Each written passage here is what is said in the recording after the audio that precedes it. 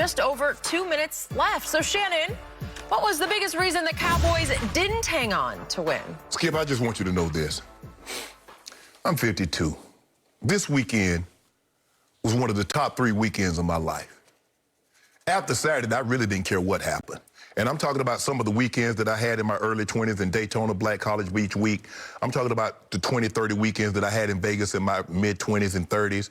This was the best. This was one of the top 3 weekends of my life, considering Saturday and then what happened. So what happened, anything that happened after Saturday, Skip, if you'd have came in here and beat me up, if I'd have lost 50 cases, I wouldn't have been upset.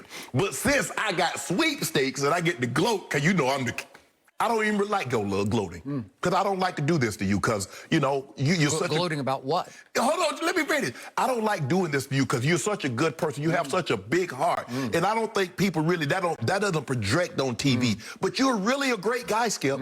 There's nothing I wouldn't do for you. A lot of people they do think I have a big heart. Nobody people who watch me on TV think No. The people that watch you on TV don't think you got a good heart. It's the people that meet you. You ought to stay after one of our road shows and talk to people. You never stay because you don't have a big heart. Skip, you know what I love about this? Because the Cowboys was ahead for about the entirety of the ball game, until late in the ball game. And I could give everybody, all the Cowboy fans, they was just blowing up my timeline. What you think about that? That's an undefeated team, and we beat them. Yada, yada, yada. And then all of a sudden, Carly Booker, the guy go to get my haircut, he won't take my call. He sent me a text back. They cheated us. We should have won that game. We almost won. I'm seeing on my mentions, do you know that was an undefeated team that we almost won? I'm like, hold on, wait a minute.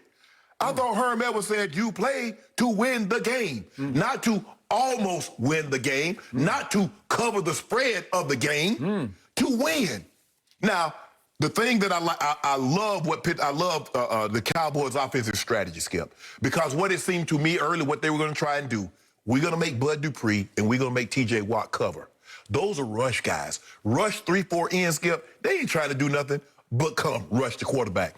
Put him in space. Let's see how you do with C.D. Lamb. Let's see if you can cover these guys on some of these over routes. No, but that's more Pittsburgh's choice than Dallas's choice. No. I can formation you and make you walk those guys. You ain't got no choice. Okay, you can.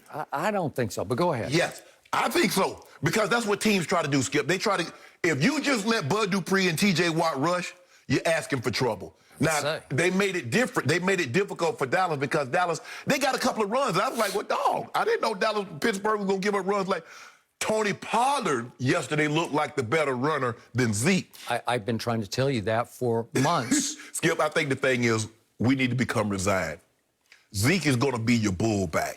And what I mean by that, Skip, if it's 3rd and 1, 4th down. I'm not sure to this point he can even get that. But Skip, he kept his leg driving, he got you some tough yardage.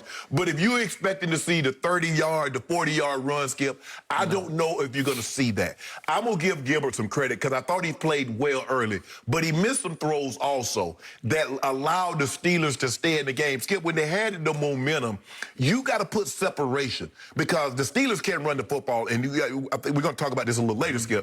And that's one of the concerns that I have about them is that when they got a lead, Skip, they can't get 2 tight end, 4-minute offense and control it. And Mike Tomlin, I don't know what the hell you were thinking. You better kick that field goal and go up 8 and make a team score a touchdown in a 2-point conversion to beat you. Don't you let me in. Oh, Skip, you had just gotten stopped early in the game on a 4th and 1. You got stopped. You had just missed a couple. You'd missed an extra point and a field goal, and you'd gotten another one blocked. Yes. So he said, I'm not going to risk it. I'm going to put this game away. But they didn't put the game away. Not with your running game. Now, if that's the Tennessee Titans, Skip, you put that game away. That's not, you don't have that type of situation. Skip, the reason why you lost this game is simple, Skip. I can say, well, Gary Gilbert didn't do this, or you didn't run the ball. Too many penalties. Skip, you can't commit those kind of penalties late in the ball game like they did. They got holding. I mean, they got a couple, they got, I think, 5 accepted penalties. The Steelers got a first down on 1, so they declined it. So they got 6 penalties in the 4th quarter. Skip, that'll get you beat. And that'll get you beat. And that's the thing that drives coaches crazy is that the mental mistakes in a ball game, especially in crunch situations. The Cowboys, I love what I'm seeing from D-Law. Skip, that's the D-Law that got that big money. You see the way he coming off that edge? You see the way he hustling? That's what I knew he always had in him. Now, there's another guy, Skip. They moving. Wait, is the show over yet? Do I get to talk? You get to I don't talk. know. Skip, I don't know what's going on with your boy Jalen Smith, but I'm not seeing it. And I know you're not seeing it. I have seen it. I've seen new effort and energy. Skip, you got to make plays, Yep. Skip. This is a play league. But the Cowboys, Skip, give Gary Gilbert credit. He played as well as I thought he could possibly play. I didn't see this. Now, they got tape on him. They got tape on him, not Skip. Well, they had a lot of arena tape on it. You're talking about some arena. For real, Skip. He lit it up in the Arena League. He did, Skip. All you need to do is put in the tape at the University of Texas when he was a blue chip national recruit, one of the top 2 or 3 quarterbacks ranked in the United States, and went to his home state, University of Texas. He did. And got to start 1 year. I get to see him for, I don't know, 5 or 6 games, and he threw 10 touchdowns and 17 interceptions. That's why I was dubious about him starting yesterday. And he ended up at SMU. Thank you. And did okay, 21 touchdowns and 7. Now, it's my turn to explain to you what happened yesterday. Okay, what happened? My Dallas Cowboys should have won that game and should be in first place, albeit in the NFC least. My Cowboys deserve to win that game because my Cowboys outplayed the Pittsburgh Steelers in every way, shape, and form yesterday.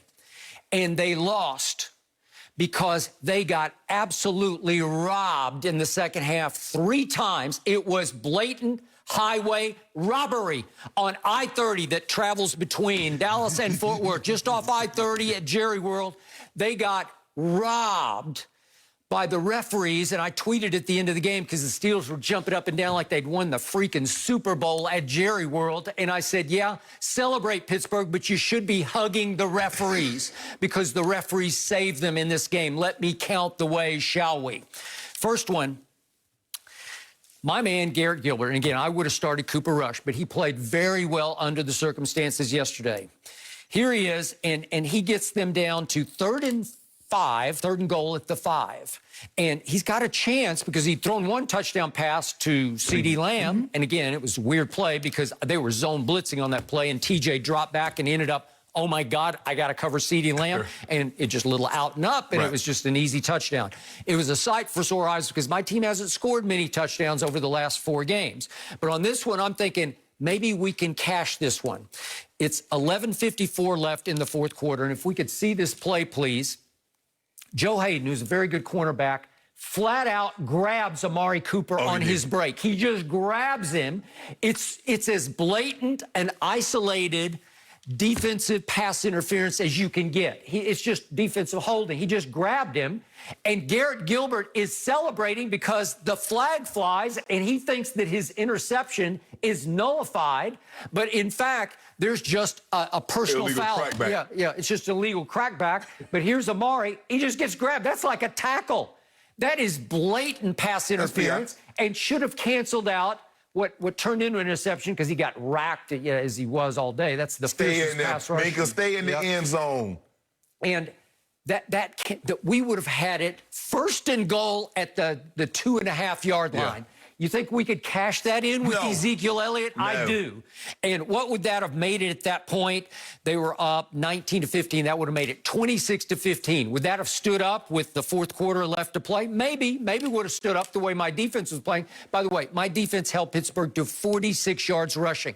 This is the same Mike Nolan defense that gave up 307 to Cleveland, and what was it, 205? 240 to Arizona. Yeah, but I was doing the one at Washington. That was the Washington football team went for 205, and Arizona obviously just ran. So you liking Mike Nolan now, huh? I'm liking the fact they got rid of every free agent they signed, every veteran free agent in the offseason, and finally the ones who are left have bought into this system. I would have fired him at that point because I would have rather them do it with all the free agent talent that they have, but they're doing it with a lot of young players. And all of a sudden, how about Neville Gallimore, University of Oklahoma? I kept telling you after they drafted